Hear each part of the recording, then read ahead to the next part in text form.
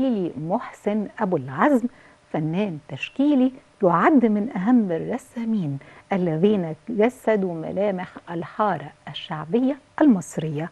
ولد بمحافظة الفيوم وتخرج في كلية الفنون الجميلة قسم التصوير جامعة حلوان 1981.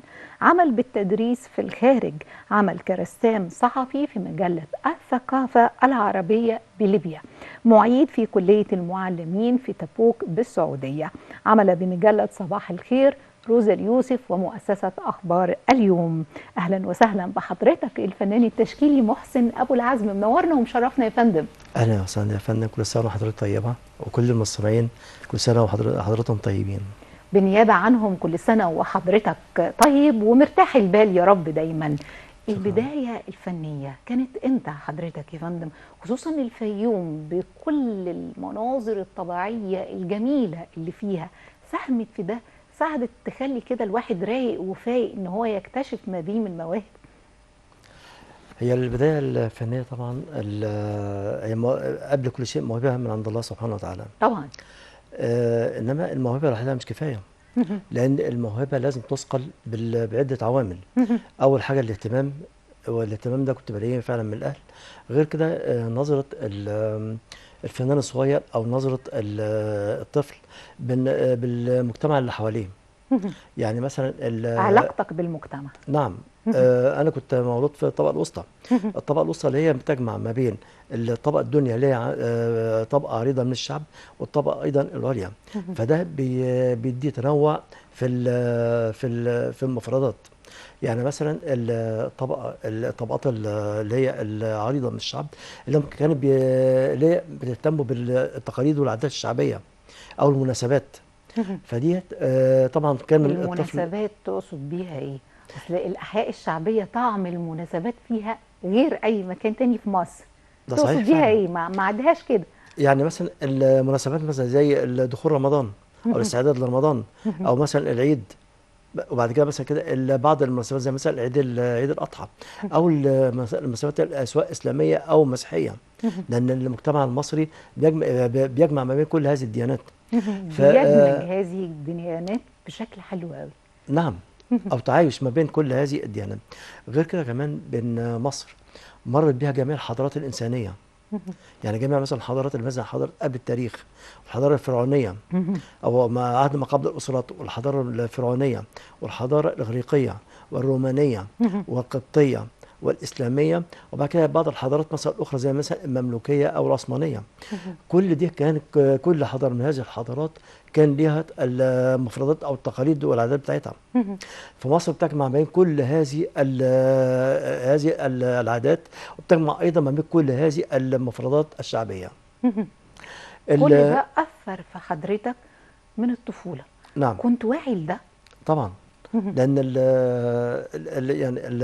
من صغري وانا كنت بلاحظ، بس بعين عين الطفل ليس بعين الفنان او عين الملاحظ. انما كان كل ده كان بيختزن في الذاكره. طبعا مع الاهتمام، سواء مثلا الاهتمام في التربيه والتعليم، ان زمان كان في اهتمام اكتر بكتير من دلوقتي. وكان ايضا اهتمام بالاسره او المجتمع. الاهتمام ده كان بيثقل الموهبه. طبعا النظره الفنيه كانت بتكبر شويه شويه. يعني ايه مثلا اللي لفت؟ طب اتفضل كمل جمله يعني مثلا حضرتك. لما يكون مثلا في عهد الطفوله الواحد بينظر او بيلاحظ وبيختزن في الذاكره. انما لما بيعي بعد كده في الادراك بقى لما بيدرك كل تم ما حواليه تخزينه. بتمعن او بدقه. طبعا كل ده كان بيختزن في الذاكره. بعد كده لما دخلت كليه الفنون الجميله كنت بنظر بقى بعين الفنان. ايه اللي لفت نظر حضرتك للحارة المصرية وبقيت تهتم بيها بالشكل الكبير ده؟ وايه اللي اثر عليك كشغلك كرسام صحفي في المؤسسات الكبيرة دي؟ اثرت بالايجاب ولا بالسلب؟ طبعا كل ده كان بيأثر بالإيجاب أكيد. لأن لما كنت بشوف كل هذه العادات والتقاليد أو المناسبات أو غيره من كل الحياة اليومية الشعبية، كان لا احنا تمر. بنعرض مجموعة من صور حضرتك جميلة قوي، كمل حضرتك كلام. كل ده لا ممكن يمر مر تتفرج الكرام. معانا. كمل كلام حضرتك. لا يمر مر الكرام على على النظر مثلا كده اللي ربنا سبحانه وتعالى مديله الفطره او مديله الموهبه الفنيه. كنا كان كل ده بيختصر في الذاكره فيما بعد. انما لما لما دخلت كليه الفنون الجميله اصبحت ان أنا ارى بعين الفنان، او عين الفنان اللي هي كانت بتلاحظ كل كبيره وصغيره وكل المفردات اللي هي الصغيره ديت. اللون الحارة الشعبية والأحياء الشعبية والحارة المصرية، أنا ملاحظة أن اللون الأحمر، تابع معانا الصور المعروضة على الشاشة، اللون الأحمر موجود والبرتقاني موجود في صور حضرتك بشكل واضح. ليه؟ احنا عندنا هنا في مصر الطبيعه اللي عندنا ان الشمس ساطعه طول العام. ده من فضل ربنا. من فضل ربنا، ولذلك كمان الشمس بتدي سخونه بالنسبه للالوان. بالنسبة للألوان. معظم الواننا بتميل الى السخونه. كمل حضرتك كلام. وانا شايفه ده مشهد من فيلم سينمائي، ده محمد طه. تمام. ودي لا كلمني عن اللوحه دي، انا ما اقدرش اعديها. هو عايزه حضرتك تكمل كلام وفي نفس الوقت عايزه حضرتك تعلق على اللوحه. هو طبعا انا بعشق الفن الشعبي بجميع الوانه الفنون. وكان الفن الشعبي عندنا بيختلف من مكان الى مكان. ايوه. يعني مثلا كان عندنا دي ميزه في مصر على فكره. نعم. كل يعني مكان ليه طبيعه فنونه الخاصه. الفن الشعبي الصعيدي غير الفن الشعبي اللي في الوجه البحري، الفن الشعبي القاهري غير الفن الشعبي السكندري، الفن الشعبي في منطقه القناه غير الفن الشعبي في مثلا في الباديه او مثلا في النوبه. فلذلك احنا عندنا تنوع في كل الفنون الشعبيه في كل مصر. هنا يعني انا اخترت محمد طه لانه كان اكثر شعبيه، او كان بيبقى فيه اندماج مع محمد طه بالطبقه الشعبيه الكبيره جدا. ولذلك كان بيجي في الدراما او الافلام بتاع زمان كان بيكون عنصر مهم جدا في نجيب فرقه محمد طه في الافلام مثلا عشان تدي بهجه. صحيح. وبرضو الالوان الناريه او الساخنه، ام كلثوم بعظمتها ومدخل فيها الالوان في لون البشره بقى موجود. كلمني عن ده. بالنسبه طبعا للوحه بتاع ام كلثوم، انا كنت بشوف كتير من الفنانين بيعملوا ام كلثوم وهي بتغني في حفله. انا اخترت يمكن اللي هو قبل الحفله بقى كده، اللي هو الاستعداد للحفله او الاستعداد للاغنيه اللي هو البروفا. لا بس في جرأة من حضرتك. ما اعتقدش ان في فنان تجرأ ان هو يضع ام كلثوم على جنب كده في الصوره، مش هي البارزه في الواجهه. لا بس ده انا ما شفتوش كتير يا فندم. اي بس هي الاهميه اللي هي اعلى حاجه في اللوحه. في علو. تمام. وبعدين هو يعني طبعا صناع الفن بتوع ام كلثوم زي مثلا الفنان العظيم رياض السنباطي، الكاتب احمد رامي وبعض اللي هم الفرقه، يعني مثلا قائد الفرقه اللي هو عبده صالح، ومثلا بعض اعضاء الفرقه. فنوت انا اخترت البروفا بتاع الاغنيه عشان اختلف شويه عن بعض الفنانين اللي هم كانوا بيعملوها في بتغني مثلا او في حفله على المسرح. ايوه تمام. في زي ما بقول لحضرتك هو جرأة، بس حضرتك فسرتها لا هي الاعلى من حيث الطول. زاويه جديده لاعمال ام كلثوم. الله الله جميل. الحصان لا ورشيق وجميل وحاجات كتير قوي. هنا في الحرفه الشعبيه طبعا الحاجات دي يمكن بدات تنقرض شويه اللي هم اللي بيركبوا الحذوه للحصان.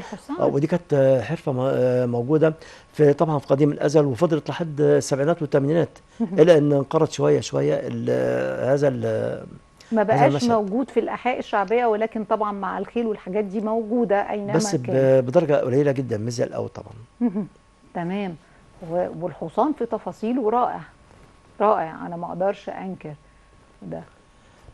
حتى منظر الكتاب ده الشيخ. فين الفلكه هو اللي واقف بيها راجل ده اللي هو المنظم بتاع الكتاب. ده في كل حاجه في الكتاب اللي ورا واقف متذنب تذنيبه تمام. يعني حضرتك واخد تفاصيل دقيقه جدا في الكتاب. هو طبعا الكتاب هنا كان بيبقى ملحق بالمسجد.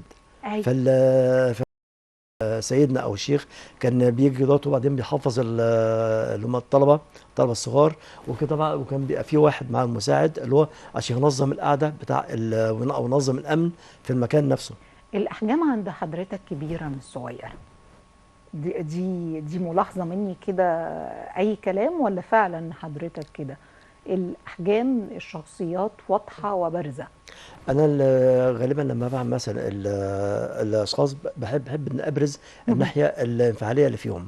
فده ما يعني لازم اخليهم اكبر شويه او العناصر كبيره شويه عشان ابرز الناحيه الانفعاليه اللي فيها، سواء مثلا انفعال الغضب او الفرح او انفعال الحزن او اي نوع من الانفعال.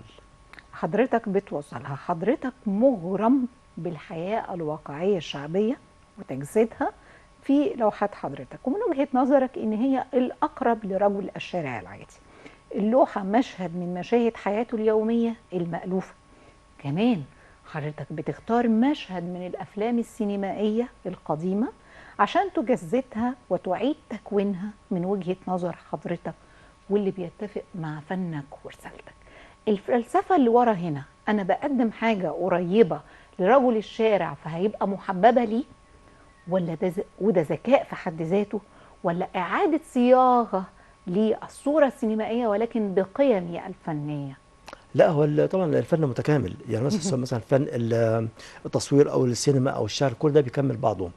فهنا فن السينما طبعا ده بيعتبر مرآة للمجتمع، طبعا. لان هو بيصور المجتمع. فكذلك ايضا فن السينما المتكامل مع الفن التشكيلي. انا هنا مثلا لان كنت مغرم بالسينما جدا او بالدراما جدا، فكنت احيانا بختار بعض مشاهد من الافلام اللي هي قويه جدا، بعض المشاهد منها، ولكن اصيغها بوجهه نظري انا. يعني مثلا اخذ مثلا مشهد من فيلم زي ما فيلم باب الحديد او فيلم الزوجة الثانية او فيلم الارض او اي نوع مثلا من او بدايه نهايه او بدايه ونهايه. كنت باخد مشهد معين منه، ولكن لا انقله كما هو، ولكن اصيغه بوجهه نظري انا، ولكن مع الاحتفاظ بروح الفيلم نفسه او روح المشهد نفسه. اللي هيشوف هيفتكر الفيلم أو المشهد. ايوه، هيفتكر المشهد ولكن بروح الفيلم ووجهه نظر الفنان. ده رائع، ده جميل جدا.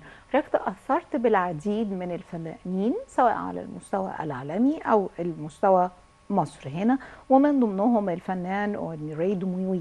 صحح لي النطق لو في أي مشكلة، وليه هو ده؟ انا طبعا بحب الواقعيه جدا او الفن الواقعي جدا، لان الواقعيه هو اقرب اسلوب يقراه الرجل العادي او رجل الشارع. بالنسبه للمدرسه الواقعيه كان ابرز ما فيها اللي هو كوربيه او كان في كمان اونوري دومييه. انا كنت بفضل اونوري دومييه لان شغله اقرب الى الكاريكاتيريه اللي هو محببه للناس، او في شيء بيكون من فيها المبالغه جزء من شويه. المبالغة بعض الشيء. نعم. او المبالغه دي طبعا المبالغه انه كان بيقصد بيها حاجه معينه، يعني مثلا بيقصد بيها مثلا كده نوع من الطرفه بحيث الناس تتقبلها. انما انا احيانا بعمل المبالغه لابراز شيء معين، يعني مثلا لما بعمل مبالغه في الاطراف بقصد بيها ان مثلا ندي اهميه للطرف ان هو بيشير الى شيء معين. يعني بصورة مثلا أم كلثوم. طب اتفضل مثلا، اتفضل ادي يعني مثلا المثل. كده اعمل الاطراف مثلا سواء الايدي او الارجل كده عشان اديها اهميه في اللوحه مثلا انها بتشير لحاجه معينه. كذلك ايضا المناخير والبق برضه حضرتك بتبرزها بشكل ما هو برضه كبير بالنسبه في للوجه الصور. برضه بالنسبه للوجه برضه احيانا برضه بدي المبالغه بالنسبه للوجه عشان ابرز الانفعال اكتر. يعني المبالغه هنا ليست للمبالغه، ولكن ليها وظيفه معينه في الفن. عندنا كثير من الفنانين اقتربوا من الواقعية ومن حياة الحارة الشعبية، مثلا نجيب محفوظ في رواياته المختلفة، مثلا يحيى حقي في أعماله المختلفة. طبعا. يا ترى حضرتك الأعمال دي أثرت فيك بشكل أو بآخر؟ اكيد طبعا، وخصوصا نجيب محفوظ، لان نجيب محفوظ انا اعشق نجيب محفوظ من صغري، ولذلك كنت تاثرت بكتير جدا من رواياته. طبعا قريت له كتير جدا، فده كان بيساعدني مش لمجرد الفكره بس، انما ايضا عشان العناصر بتاع المشهد. البناء نفسه. المشهد نفسه. يعني نجيب محفوظ حتى في معظم كان لما بيصف اي مشهد بيخلي الواحد يعيش في نفس المشهد، كأنه شايفه. كانه بيعيش في نفس المكان. مش نجيب محفوظ بس، طبعا كان في يوسف سباعي فهي حقي. كذلك مش الكتاب بس، المخرجين كمان، لان انا كنت احب جدا الاخراج الواقعي، زي مثلا اخراج صلاح ابو سيف، الله. او مثلا زي مثلا اخراج بركات او نياز مصطفى، او كمان بعض الافلام اللي هي بتاعت يوسف شاهين. فطبعا كل الكلام ده انا باب استفدت الحديد منه. مثلا يوسف شاهين، باب صح؟ الحديد وفيلم الارض وفيلم ابن ناصر النيل، صلاح الدين. ابن النيل، صلاح في الوادي، اللي هي الواحد بيستفيد بيها من المشاهد بتاع اللي كان بيختارها المخرج. صور حضرتك مش واخدة الحارة الشعبية كده، مش حد بيشوفها من بره، حضرتك من جوه الحارة الشعبية في مناسبات مختلفة، واللوحات بتتعرض في موجود مولود جديد والاحتفاء بيه، والأم على السرير اللي لسه قايمة بالسلامة، الصورة دي وغيرها، حضرتك من جوه الحارة الشعبية، مش من نظرة فوقية أو من بعد. إزاي الجهد ده؟ لازم اهتم بكل التفاصيل وكل العناصر الموجوده في المشهد نفسه عشان اقنع المشاهد بالفكره اللي انا عايزها. فلذلك لازم اهتم بكل صغيره وكبيره في المشهد. ومعظم المشاهد دي انا عشتها، مش هقول كل المشاهد ولكن معظم المشاهد دي انا عشتها. واللي ما عشتهوش لا قريته لا شفته في فيلم سينما. انما بضيف عليه ايضا من تخيلاتي. طبعا. يعني مثلا اخد المشهد، لازم اذاكر كل تفاصيله جيدا جدا. ولازم ايضا برضو قدراتي اضيف عليه من فكري انا. هو كتير من صور حضرتك او لوحات حضرتك اللي تم عرضها، هو احنا بنستخدمها في السوشيال ميديا وبنحط تعليقات عليها، بس احنا مش نعرف ان هي من اعمال حضرتك، ودي جريمة بنرتكبها على وسائل التواصل الاجتماعي. ولكن عادة الفنان بيقول لك فني بينتشر ده في حد ذاته رسالة حلوة. نورتنا وشرفتنا الفنان التشكيلي محسن ابو العزم، شكرا لوجود حضرتك معنا جدا يا فندم. شكرا يا فندم. وكل سنة وحضرتك طيب. حضرتك طيبة. شكرا يا فندم. مشاهدينا لسه مكملين مع حضراتكم، المرة دي هنروح للغة الموسيقى، وهيكون لقائنا مع أستاذ دكتور طارق يوسف رئيس قسم التربية الموسيقية بكلية التربية النوعية، وهيعزف لنا أغنية غنيلي شوية شوية.